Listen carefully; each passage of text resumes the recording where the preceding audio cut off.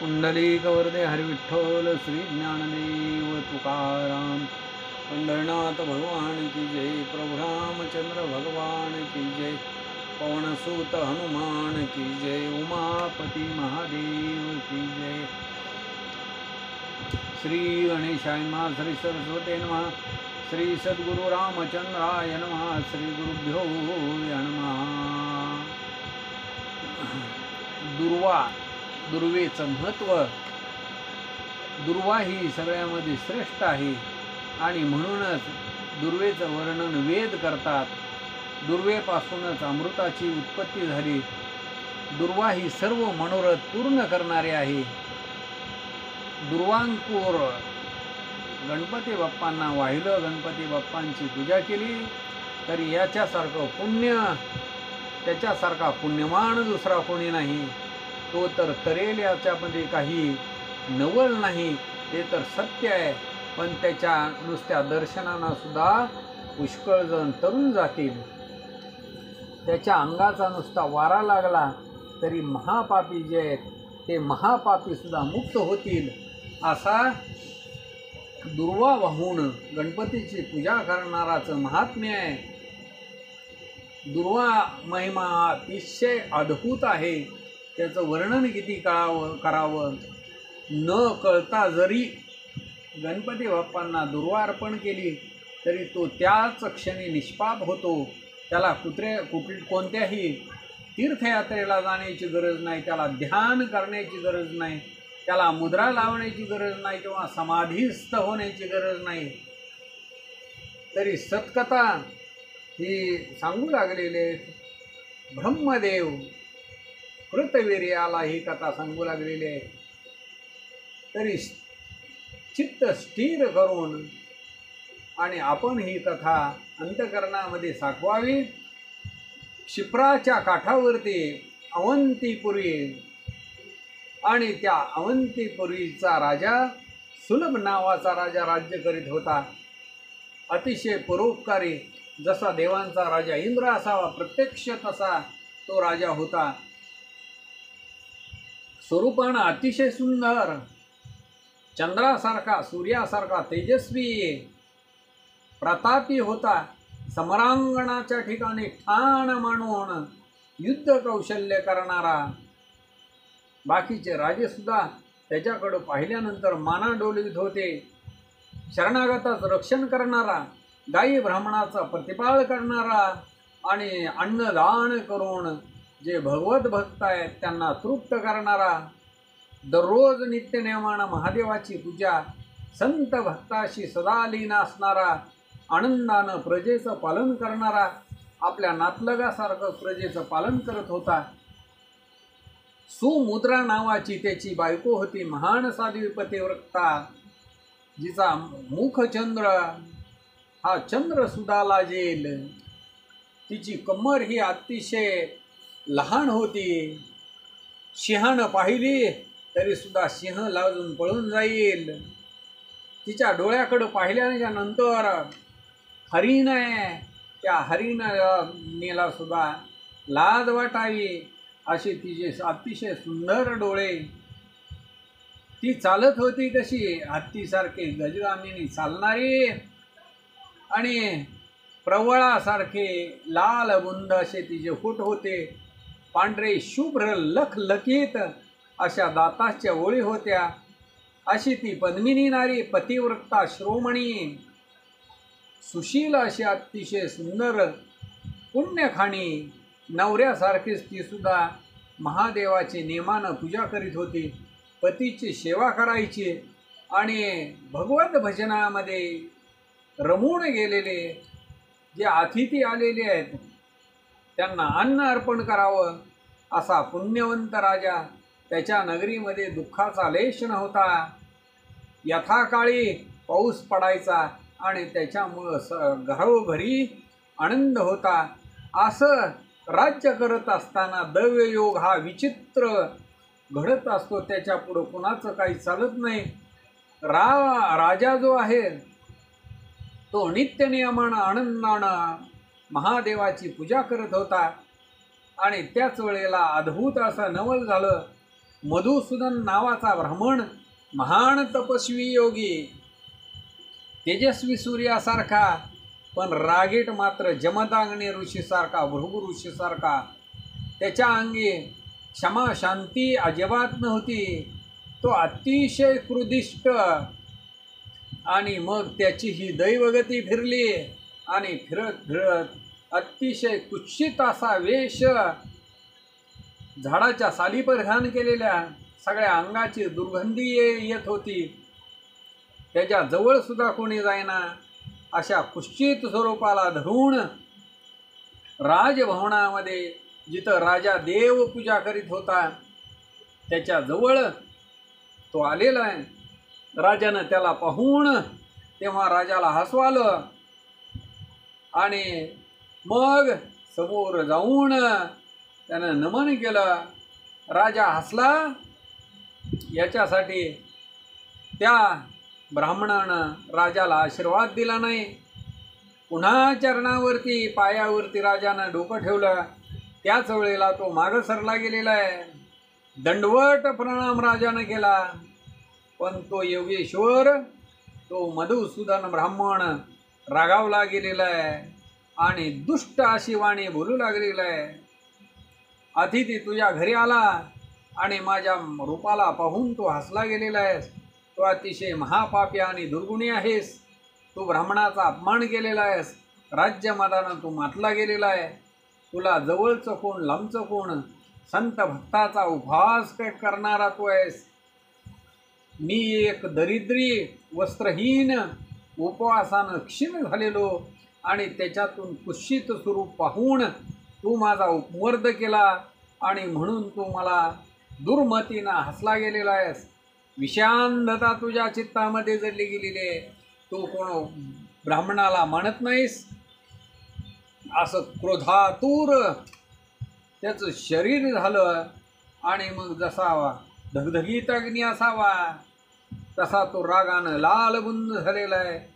आणि तोच ब्राह्मण म्हणू लागला की माझा आता शाप, तू भोग, मदांध झालेला तू पापखाणी आहेस, म्हणून तू आता बैल होशील. हा शाप माझा निर्धारीचा आहे. हा हरिहर सुद्धा टाळू शकत नाही. जोपर्यंत चंद्र आणि सूर्य आहे तोपर्यंत तू बैल होऊन भोग भोगशील. असं राजानं त्या ब्राह्मणानं दिलेला शाप ऐकला. अतिशय भयभीत झाला. पण हे त्या राणीनं सगळं ऐकलेलं होतं. त्यावेळेला त्या राणीला भयंकर राग आला. त्या ब्राह्मणाच्या समोर आलेली आहे आणि म्हणू लागले, राजाचा किंचित अन्याय असताना तो थोर अतिशय घोर असा शाप दिलेला आहे. तू महान असा ज्ञानी मुनीवर आहे, पण तुझ्या अंतकरणामध्ये क्षमा मात्र थोडीसुद्धा नाही. तू अविचार केलेला आहेस आणि मग वृथा हा शाप तू दिला गेलेला आहे. उत्तम कुळामध्ये तू जन्माला आला, पण तुझ्या मनामध्ये थोडीसुद्धा क्षमा नाही. तू थोर असा घात केलेला आहे. तुझ्याजवळ ज्ञान किंचित नाही. महापापी तू, अपवित्र आहे. तुझ्या अंतकरणामध्ये दया नाही. तुझं सगळं तप व्यर्थ गेला. तू भगवत भक्त ब्राह्मण नाहीस. गुरुचा उपदेश तुझ्यावरती झाला, पण तो सगळा मातीमध्ये तू लुटून दिला. ब्राह्मणाच्या कुळामध्ये जन्माला आला, पण ते सगळं व्यर्थ झालं. स्वतःच्या कुळाला तू डाग लागला. तरी आता मीही तुला शाप देते. जो शाप हरिहर देवसुद्धा त्यांनासुद्धा आलोट आहे. तू आत्ता तात्काळ गाढव होशील. तू अतिशय महाखळ आहेस, असा शाप तिनं दिला गेलेला आहे. त्याच्यामुळं तो ब्राह्मण अतिशय तप्त झाला. जसं अग्नीवरती तूप ओतल्यानंतर अग्नी खवळला जातो आणि तशा पद्धतीनं तिचं शाप वचन ऐकलं. तो ब्राह्मण अतिशय रागानं लालबुंद झाला आणि मग त्याचं अंग क्रोधानं थरथर थरथर कापू लागलं. म्हणू लागलेलं आहे, राज्यमदानं तू मातली गेलेली आहेस आणि सत्पुरुषाला तू छळलं गेलेला आहेस. त्याच्यामुळं तू प्रेत भक्षण करणारी राक्षसी लास होशील. पतिव्रता मीच एक थोर आहे हा तुला फार गर्व झाला आणि त्याच्यामुळं तू हे दुष्ट बोलले गेलेले आहेस.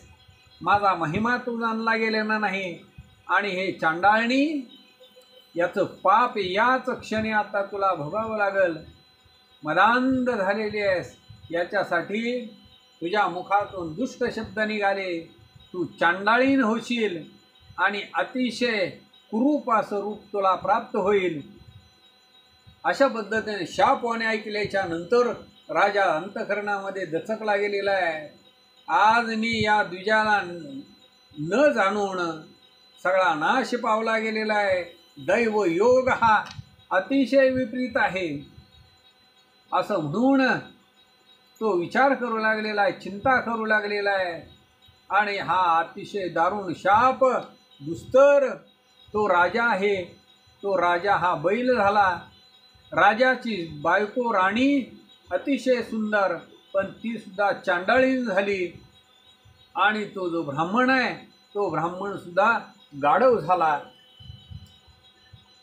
पूर्वीचं काय आहे, आपण कोण आहोत याचं स्मरण त्यांना राहिलं नाही. तिघांची ही ओळख संपून गेली.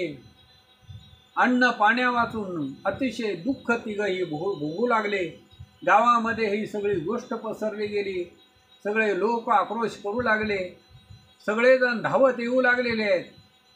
आणि त्याच वेळेला सर्व प्रजाप्त जनांनी त्या राजाचा मुलगा जो आहे त्या मुलाला एक विचारानं राजगादीवरती बसवलं. इकडं हा ब्राह्मण गाढव झालेला, राजा हा बैल झाला आणि राणी चांडाळीन झाली. अतिशय कष्ट भोगू लागले. कर्माची रेषा ही कुणालाही भोगल्या वाचून सुटत नाही. 84 लक्ष जीव त्यातून हा नरदेह अपूर्व असा प्राप्त झाला आणि त्यातूनही पूर्व पुण्याची ठेव तर मग उत्तम वर्ण प्राप्त होतो. त्याच्यामध्ये जर परोपकार केला, गुरुसेवा केली, दया चांगली नीती ठेवली, देवपूजा केली, गायी ब्राह्मणाचं प्रतिपालन केलं, अभेद बुद्धी जर ठेवली, दान धर्म, तीर्थयात्रा, संत भक्त आणि गुरुची सेवा अशा पद्धतीचं जर वर्तन केलं तर त्याचं पूर्वकर्म सगळं पालटलं जातं. अशा पद्धतीनं या तिघांनी मग गाढव, बैल आणि चांडाळीन अशा अवस्थेला प्राप्त झाले. तिघा जणांना शापामुळं कित्येक दिवस दुःख भोगावं लागलं.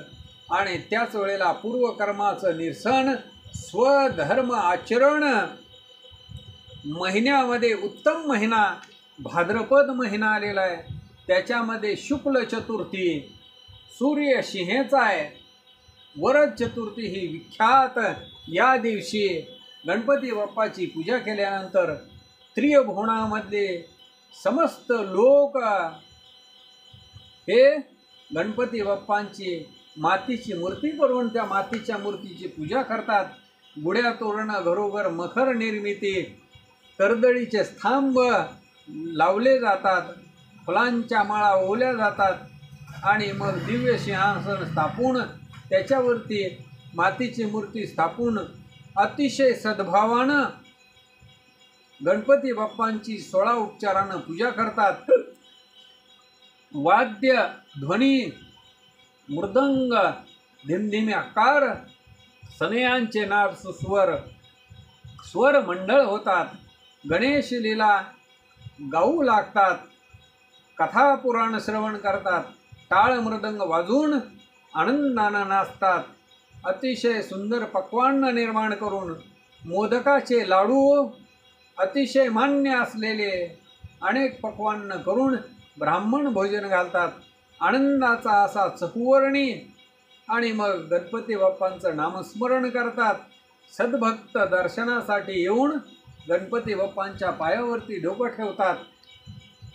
अशा आनंदामध्ये असा आनंद होत असताना उत्साह भरला गेलेला आहे. आकाशामध्ये ढगांची गर्जना होऊ लागलेली आहे. पाऊस पडू लागलेला आहे. विजा चमकू लागलेल्या आहेत. आणि मग अनंत जन्माची जी पाप संपूर्ण आहेत ती भस्म होण्यासाठी हे क्षण लागत नाही, असं ह्या चतुर्थीचं महिमा आहे. पूर्वकर्माला दूर सारणारी ही चतुर्थी आहे. आणि अशा चतुर्थीच्या दिवशी, ज्या दिवशी गणपती बाप्पांचं आगमन होतं, त्या दिवशी ही चांडाळी जी आहे ती त्या गावामध्ये, त्या नगरीमध्ये तिनं प्रवेश केलेला आहे.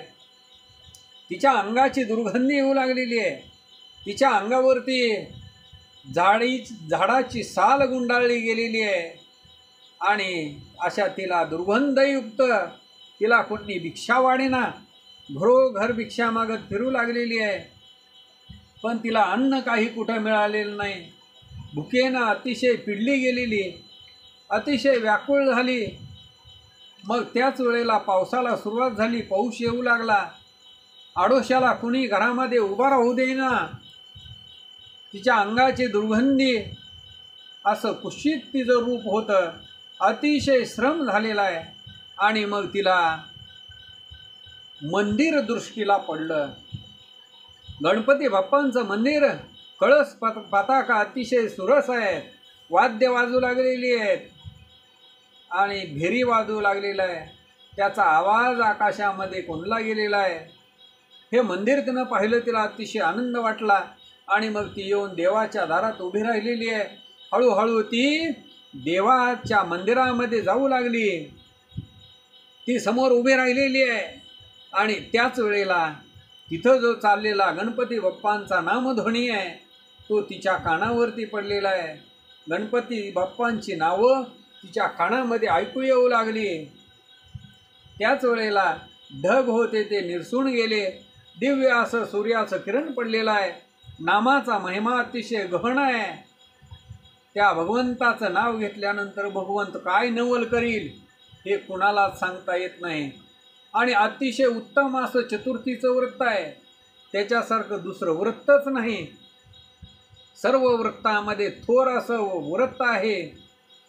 ते कळता कळता घडलं किंवा अचानकपणे घडलं, आवर्जून जरी घडलं तरीसुद्धा त्याचं महात्म्य कुणालाही सांगता येत नाही.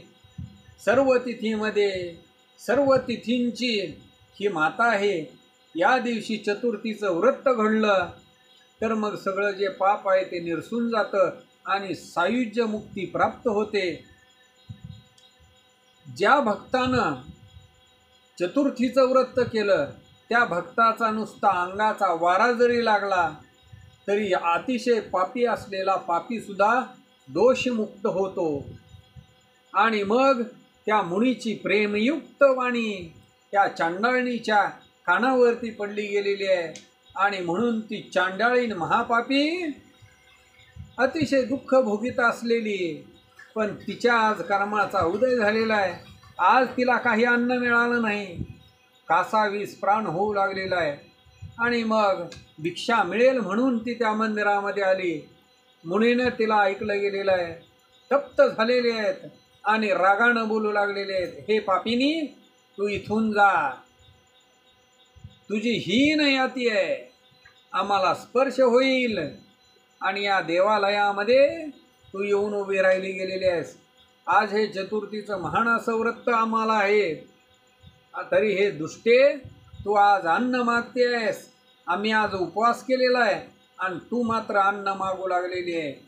तुला याच्यामध्ये अन्न मागत असताना लाज कशी वाटत नाही. आणि म्हणून रागानं काठी हातामध्ये घेऊन तिला मारायला धावले गेलेले आहेत. त्यावेळेला ती चांडाळीन दूर पळून गेलेली आहे. आणि मग मुनी सगळे देवद्वारे आतमध्ये मंदिरामध्ये गेले. ती चांडाळी निघून गेलेली आहे. एकच वस्त्र अंगावरती होतं, तेही पावसानं भिजलं. तेव्हा तिने मनामध्ये विचार केला की आता आपण कोरडं वाळलेलं जे गवत आहे ते आणावं आणि या मंदिराच्या समोर शेकोटी करावी. आणि मग आपलं जे अंग भिजलं गेलेलं आहे ते त्या शेकोटीनं त्या थंडीपासून आपल्याला सुटका मिळेल. आणि म्हणून तिनं काय केलं तर गवताचा एक भाराच तिथं आणला गेलेला आहे. तेव्हा ते गवत पाहून तो शापानं बैल झालेला राजा तो बैल तिथं आला आणि ते गाढवही तिथं आलं. त्यावेळेला त्या चांडाळीनं हातामध्ये दंड घेतलेला आहे आणि ते गवत खाण्यासाठी आलेल्या बैलावरती ती धावून जाऊ लागलेली आहे. त्याच वेळेला लाकडानं हाणत असताना तो बैल पळू लागलेला आहे आणि त्याच्या मागं ती धावू लागलेली आहे. मग त्या गणपती बाप्पाच्या मंदिराच्या उजवीकडून प्रदक्षिणा घालून पळत पुन्हा त्या गवताच्या जवळ आला आणि पुन्हा गवत खाण्याचा प्रयत्न करू लागला. त्यावेळेला ती सती जी आहे ती लाकडानं पुन्हा त्याला हाणण्यासाठी पळू लागलेली आहे. अशा पद्धतीनं न कळत त्या गणपती बाप्पांच्या मंदिराला त्या प्रदक्षिणा होऊ लागलेल्या आहेत. त्याच्यामध्येच गाढव आणि बैल यांचं भांडण होऊ लागलेलं आहे. तिघजण मंदिराभोवती पळू लागलेले आहेत. ती सती जी आहे चांडाळीन झालेली ती लाकडानं हाणण्याचा प्रयत्न करू लागली. बैल आणि गाढव पुढं पळतायत. ती पाठीमागं हातामध्ये काठी घेऊन पळू लागलेली आहे आणि पुन्हा मंदिराच्या समोर येऊन गवत खाण्याचा प्रयत्न करू लागले. त्याच वेळेला एकमेकांच्या मध्ये त्या दोघांच्या मध्ये भांडण लागलं. गाढव हे बैलाला लाथा मारू लागलेला आहे आणि बैलही त्याला लाथा मारू लागलेला आहे. एकमेकांना ते मारत असताना अतिशय मोठा असा जोराचा वारा सुटला आणि त्यावेळेला विघ्नेश्वरांनी नवल केलं, गणपती बाप्पांनी नवल केलं. या तिघांना आता तारून न्यायचं होतं आणि म्हणून एकमेकांचे पाय एकमेकांच्या वरती हाणणारे बैल आणि तो गाढव त्याच्यामुळं त्या गवतामध्ये ज्या असलेल्या हराळी होती त्याच्या दुर्वा तुटू लागल्या, त्याचे तुकडे होऊ लागले आणि त्याच्यातली एक दुर्वा गणपती बाप्पाच्या मस्तकावरती जाऊन पडली. मग दोघांनी ते गवत खाण्याचा प्रयत्न करत असताना ती जी चांडाळी झालेली राणी होती सती होती ती त्या दोघांच्या मागं पळू लागलेली आहे आणि मग ते मंदिराच्या मध्यभागी आले. पुन्हा दोघांच्या मध्ये ती गवत खाण्यासाठी हाणामारी चालू झालेली आहे. गाढव लाथा मारू लागलेला आहे, बैलही त्याला लाथा हाणू लागलेला आहे. ती चांडाळीन दोघांना काठीनं मारू लागलेली आहे. मग ती मात्र अतिशय कष्टी झाली. त्या दोघांच्या पाठीमागं पळून पळून दमली आणि म्हणून ते गवत खाता येत नाही म्हणून बैलानं त्या गाढवाला शिंगानं हाणलं गेलेलं आहे. त्याच वेळेला तो गाढव जमिनीवरती पडला गेलेला आहे. बैलाच्या शिंगाचा मार लागला आणि तेवढा मार सहन करून पुन्हा गाढव उठलेला आहे आणि रागानं अतिशय उठून जोराच्या लाथा त्या बैलाला हाणू लागला. या सगळ्या धांदलीमध्ये ते जे गवत होतं ते विखरून पडू लागलं आणि त्याच वेळेला ती चांडाळी जी आहे ती देवद्वारे गेलेली आहे आणि त्या दोघांचं एकमेकांचं भांडण ती पाहू लागलेली आहे. दोघांच्या युद्धामध्ये वाऱ्याच्या योगानं दुर्वाच्या काड्या उडालेल्या आहेत आणि त्या काड्या त्या दुर्वांकूर गणपती बाप्पांच्या मस्तकावरती जाऊन पडलेला आहे. त्याच वेळेला गणपती बाप्पा प्रसन्न झाले, तुष्ट झाले आणि त्या तिघांचा उद्धार करण्यासाठी विमान पाठवलं गेलेलं आहे. सायुज्य पद देण्यासाठी तिथं विमान उतरलं. विमान आकाशातून उतरत असताना 10 दिशा सगळ्या उजळून गेलेल्या आहेत. वाद्य वाजू लागलेले आहेत, अप्सरा नृत्य करू लागलेले आहेत. दिव्य असं विमान लखलखीत तिथं आलं. त्या विमानाच्या वरती शोभिवंत अशा पताका आहेत आणि घंटारण होऊ लागलेलं आहे. गणेश लीला गाऊ लागलेले आहेत. विमानामध्ये आरूढ झालेले गणेश दूत सूर्यासारखे तेजस्वी आहेत, चतुर आहेत. त्यांच्या हातामध्ये आयुध आहेत विमान आकाशातून जमिनीवरती आलं हे त्या मुनींनी पाहिलं.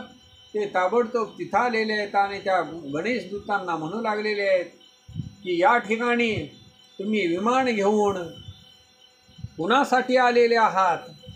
साष्टांग नमन केलं त्या दूतांना आणि प्रार्थना करून बोलू लागलेले आहेत की कुणाचा उद्धार करायचा आहे. आणि मग त्यावेळेला सद्भावानं त्या मुनींनी विचारल्याच्या नंतर दूत आनंदानं सांगू लागलेले आहेत, हा जो गाढव आहे, हा जो बैल आहे आणि ही चांडाळणी आहे, यांना नेण्यासाठी आम्ही आलेलो आहोत. असं श्री गणपती बाप्पांच्या दूतांनी त्या मुनींना सर्व त्यांची पूर्व पापांची हीन योनीची सर्व घटना सांगितली गेलेली आहे.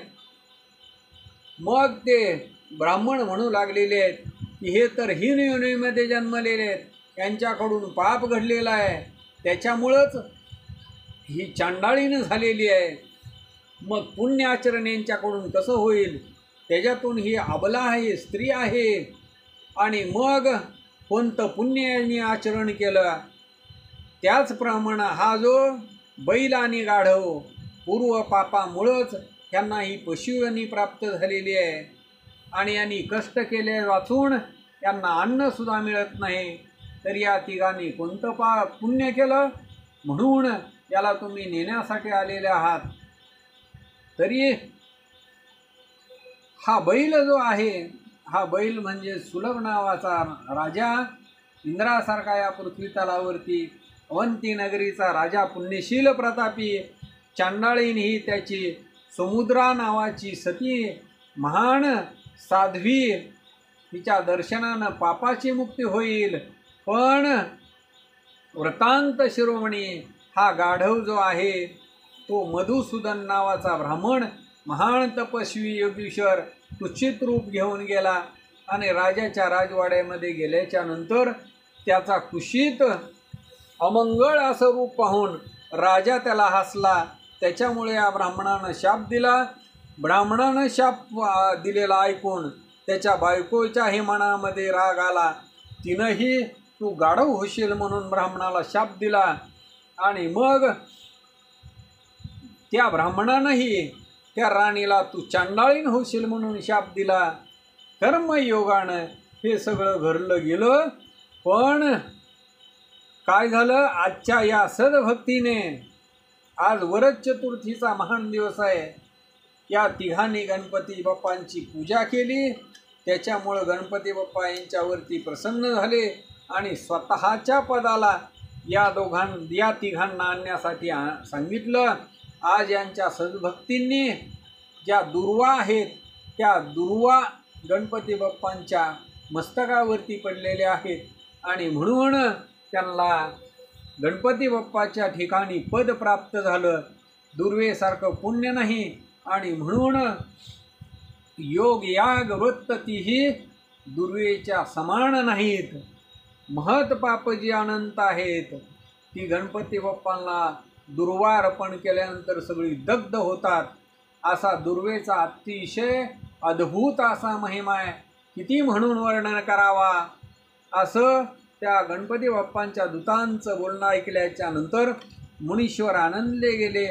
तेव्हा दूत शब्द कानावरती पडल्यानंतर हे तिघही सद्गतीत झाले. बैल, गाढव आणि चांडाळीन त्यांचा शरीर भाव सगळा पालटला गेलेला आहे. शाप दैव योगानं सगळा जळाला गेला आणि मग पूर्व स्वरूपाला प्राप्त झाले.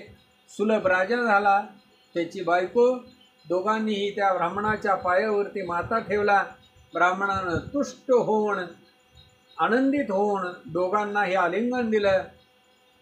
सुलभ आणि मधुसूदन समुद्रासती यांनी साष्टांग नमन केलेलं आहे. गणपती बाप्पांना सद्गत अंतकरणामध्ये झालेले आहेत आणि दुर्वांकुर घेऊन मोरेश्वराची पूजा करू लागलेले आहेत. त्याच वेळेला त्यांना दिव्य अशी शरीर प्राप्त झाली. गणपती बाप्पांच्या दूता समान ते तिघही दिसू लागले. ही गोष्ट गावामध्ये पसरली. सगळे लोक धावत आले. त्यावेळेला राजानं सगळ्यांची समजूत घातली आणि माझा मुलगा म्हणजेच मी आहे असं समजा. तो मी तुमच्या ओटीमध्ये घातलेला आहे आणि तुमच्या पदरी याला घातलं गेलेलं आहे. प्रजाजन सगळे मग आनंदित झाले. सगळे राजनगरीमध्ये परत गेलेले आहेत. सुलभ आणि मधुसूदन समुद्रासती हे विमानामध्ये बसले आणि स्वानंद पद पावले. अशा पद्धतीनं निर्वाण असं पद कशामुळं प्राप्त झालं तर गणपती बाप्पांना दुर्वा वाहिल्यामुळं प्राप्त झालं. ही सतकथा अतिशय परम आणि सुरस आहे. ही दूतांनी मुनींना सांगितलेली आहे आणि तीच ब्रह्मदेवाने कृतवीर्याला सांगितली. दुर्वा महिमा हा अत्यद्भुत आहे. याचं श्रवण केल्यानंतर तृप्त होत आहे. अशा पद्धतीनं दुर्वा महिमा हा सांगितला गेलेला आहे. दुर्व्यासारखी वस्तू या त्रिभुवनामध्ये दुसरी नाही. जे मनामध्ये इच्छा आहे ती सर्व प्राप्त होते. गणपती बाप्पांच्या मस्तकावरती दुर्वा अर्पण केल्यानंतर त्या भक्ताच्या सर्व मनोकामना पूर्ण होतात.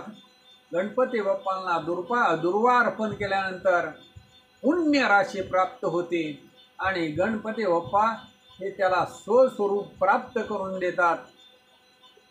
नित्यनेमानं गणपती बाप्पांना जे देव आहेत ते देव सगळे वंदन करतात. अशी ही दुर्वांकुराची महिमा अतिशय अद्भुत आहे. दुर्वा महिमा हा अतिशय गहन आहे. नारद मुनी हे देवांचा राजा इंद्र त्याला ही सर्व कथा सांगू लागलेली आहेत. कुंडलिक वरदे हरिविठ्ठल श्री ज्ञानदेव तुकाराम पंढरनाथ भगवान की जय. प्रभु रामचंद्र भगवान की जय. पवनसुत हनुमान की जय. उमापति महादेव की जय. अवधूत चिंतन श्री गुरुदेव दत्त.